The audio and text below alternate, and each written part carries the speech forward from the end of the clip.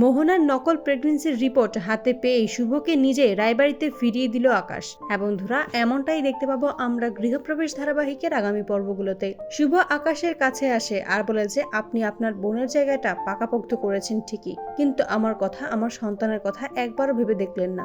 আমি কিভাবে থাকবো, কোথায় থাকবো সেটা চিন্তা করলেন না। তাই আমি ঠিক করেছি আমি নদিয়া চলে যাব। তার আগে আপনাকে একটা জিনিস দেখাতে চাই। আকাশ তখন কি সেটা দেখতে চাইলেই শুভ তার হাতে একটা রিপোর্ট দেখায় আর বলে যে এটা ভালো করে দেখুন। তখনই আকাশ সেই রিপোর্টটা দেখে আর সেখানে দেখে বুঝতে পারে যে মোহনা আসলে প্রেগনেন্ট নয়, সে প্রেগনেন্ট হওয়ার নাটক করছে, সবটাই তার অভিনয়। তখনই শুভ বলে মোহনা শুধুমাত্র আমাকে চ্যালেঞ্জে হারাবে বলেই, আদিকে নিজের করে পাবে বলেই এরকম একটা নোংরা খেলায় মেতেছে। শুভর থেকে রিপোর্টটা নিয়েই দেখেই অবাক হয়ে যায় আকাশ আর ভাবতে থাকে তার বোন কতটা নিচে নেমে গেছে। কিন্তু তার বোন কেন তার সাথে মিথ্যে নাটক করবে, কেনই বা মিথ্যে কথা বলবে, আর শুভই বা কেন তাকে মিথ্যে বলবে। তাই শুভ আকাশকে নিয়ে সেই ডক্টরের কাছে আসে আর বলে যে আপনি এনার মুখ থেকেই সবটা শুনতে পারেন। শুভ আকাশকে নিয়ে সেই ডক্টরের কাছে আসে যেখানে মোহনা চেক আপ করাতো। সেখানে এসেই ডক্টরের কাছ থেকে সত্যিটা জানতে পারে আকাশ এবং নিজের ভুল বুঝতে পারে। সে বুঝতে পারে যে শুভর সাথে সে খুব খারাপ ব্যবহার করেছে, শুভকে খুব আঘাত দিয়ে ফেলেছে।